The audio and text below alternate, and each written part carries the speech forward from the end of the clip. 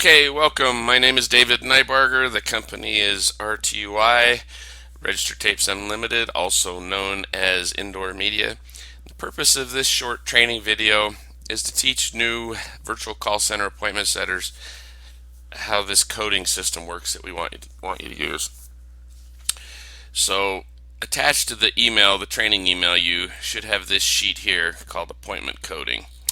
And I'm just going to run over this really quick. But first, let me explain the purpose of it. Okay, you're going to be working with your sales rep. You guys are going to be a team. What we've learned is it's extremely important that you guys communicate with each other every day. We appointment setters. We've tested this over and over again. Appointment setters that talk on the phone rather than just text and email, that talk on the phone with their sales rep at least once a day, they tend to set better appointments, and they tend to have the sales rep close a higher percentage of their appointments. It's like both of you try harder when you have a good relationship. And so some of you will be setting for just one sales rep. Some of you have a couple that you're working for or working with. And so basically the purpose of this, the coding, is just this is your way that you're going to relay to me what happened to the appointments. So I'm going to pause really quick and I'll put an appointment in the calendar and I'll show you how we'll code it. So hang on just a second. Then we'll go over the specific coding. Okay, so here we are looking at a calendar, for example. And you see we had an appointment for Fred's Auto Repair that happened this morning. Now this would have happened it just ended, half an hour ago or so. We always block out an hour when we put it on because even though it's a 15-20 minute meeting, if it closes it's going to be 30, 35, 40 minutes, and then they got to have time to drive to the next appointment. So we always want to block out an hour. But anyway, so you'll see we have this appointment set. It has DN, which is my initials. You always want to put your initials ahead of the business name, and we'll open this up so you can see it here.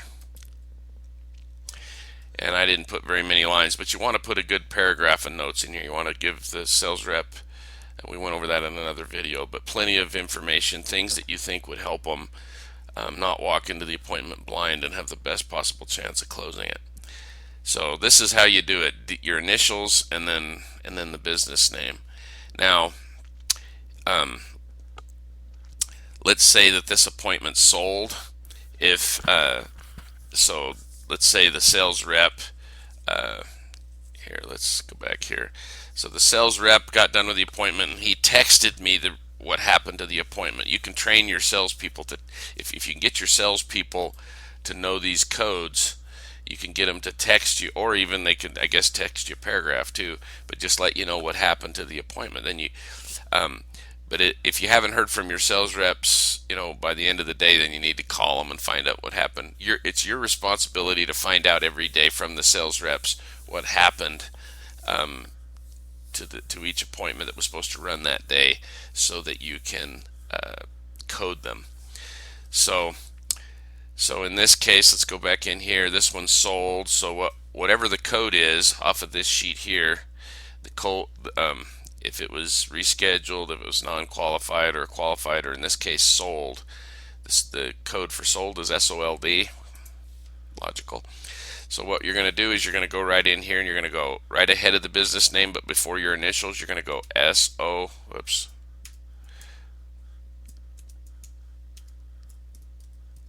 Actually, I like it in all caps when it's sold because I like to get my attention. So sold. Woo-hoo-hoo. Okay, so then that's all there is to coding the appointment. Okay, now so then when I'm looking through this in the future, I can see, oh, that one sold. Excellent. So let's say that this one didn't sell. Let's say this was a appointment setter rescheduled, ASRS. So in other words, when you were calling to do your reminder call in the morning, they rescheduled on you. So you'd do appointment setter reschedule like that, and you'd go Save. So there's your reschedule. Now you don't drag this or you don't move this appointment. You always leave your appointments. Every time you put an appointment on the calendar, you never ever move it. It's my permanent record. I want to be able to look 5 years from now, look back at today's date and see what appointments you had. But this one rescheduled, but we don't move it. What we do is, let's say it rescheduled for tomorrow at the same time. We just open it up here. What I would typically do is open up another calendar so that I got two of them open at a time. And then I'll go edit event here. There, I've got that up. Oops, that's not what I meant to do. Well, doesn't matter. Okay, then I'll open this one up. Okay, so I've got both of them open. So I can just copy and paste things from the old appointment to my new appointment. Okay, and I want to copy my very fine notes there. Go back over here, paste it in. Let's see, what else do I got that I want to? Oh, I want to make sure I change it to Fred Flintstone instead of put it to the sales rep calendar instead of leaving it on my own calendar. If the sales rep ever can't see the appointment, 98% of the time it's because you forgot to change this from your own calendar to the sales rep's calendar. So always make sure you do that. So now I've got everything, it looks like, changed over there, except let's see, this one was for the 27th, it's for the 28th, so this is the new one. So we don't want the new one coded because it hasn't happened yet. So we're going to uncode the new one, and we're going to go save. We're going to come over here and we're going to discard changes on that one. We're going to refresh our screen. Okay, so now we have, here's the old appointment. See, it's coded, it rescheduled for this day, so it's on there without being coded. So that's the way you do that. And the only other thing I forgot to mention is when you create the new appointment, there may be some additional new notes that you want to put in there. Remember, the more good quality information you can give that sales rep about the situation, the more that just helps him close, so he's not walking in blind, not knowing what he's getting into. Help him prepare. That's why you also want to send him email him the recording of each appointment too, so he can listen to it, he or she. Okay, so that's that part. Now let's just go over the coding sheet. We'll call this a wrap. So here's our appointment coding sheet.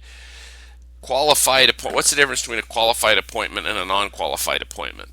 A qualified appointment means all owners are present. All owners showed up. Maybe one of them wasn't able to be there in person, but they were there by phone, so the sales rep put them on speakerphone. You can arrange that in advance, that way the sales rep is talking to all of them and answering all of their questions at the same time. Appointment setters tend to code these wrong. They feel like if they did everything that they possibly could to get the owner there, even if the owner wasn't there, they tend to want to mark it as qualified. That's not good, because then you don't know, you don't have accurate information. The appointment setter doesn't have accurate information to be able to improve. So the way I want you to code this is what your main point in finding out from the sales rep, besides if it's sold or not, is was it qualified or not. In other words, don't use the word qualified, because the sales rep may have a different definition of qualified. What you want to say is, were all the owners that were part of the decision there? Sometimes they'll be missing some because you arranged it in advance. They were all going to be there. You talked to all of them. They all agreed to be there, but for whatever reason, one of them didn't come. Or the one owner you were talking to may have said he's the only owner. He didn't have a partner, but when the sales rep actually gets out there, he lied to you, and there is a partner, and the partner may be a spouse or something like that. So it's not about casting blame. We're not trying to blame the appointment setter or anything. We just want real information. You do too, because it helps you know where you really stand and what you can do to improve. So what you want to do is find out from the sales rep, were all the owners present? If the sales rep says no, we were missing so and so, then you got to choose from these non-qualified choices, or unless it rescheduled, then it would be rescheduled. Now, if it was not qualified, if you were missing one of the owners but it sold, then obviously you would code it as a sold. That doesn't happen very often, but it does happen on rare occasions. Um, so so basically, uh, let's go over these really quick. Qualified appointments, sold is obvious. Uh, this is qualified no sale. In other words, all the owners were there. It was the right category, but for whatever reason they said no. Qualified callback. This is one that the sales, this is a common mistake people made. Qualified callback does not mean it rescheduled. That's one of these reschedules down here. Qualified callback means the salesperson was actually presented it to, and all the owners were there. It didn't close on the spot. Maybe they didn't have their credit card or whatever, but it's still probably going to close. So that would be a qualified callback. It's going to take a couple visits to close it, but we still think it's going to close. But it couldn't close on the first visit, but everybody was there. The non let's go to the non-qualified appointments. That means I'm missing an owner or a spouse. Canceled. They just either when you were confirming it or the sales rep got there, they just canceled. So, we don't want to do this. We couldn't, and you guys couldn't talk them into going through with the appointment. No show. That means you called them, you reminded them, they said they'd be there, and when the sales rep got there, they weren't there. So that's a bummer. One-legged means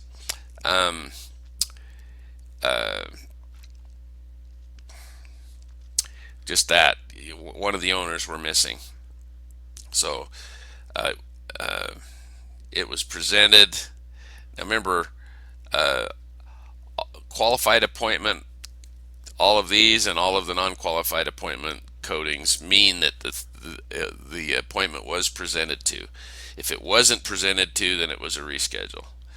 So one-legged means he presented to one of the owners. That we actually could have one other code, which would be a NQCB. I should have put that down here. That would be, it was missing an owner, but he presented to it. It still might close, but he's going to come back.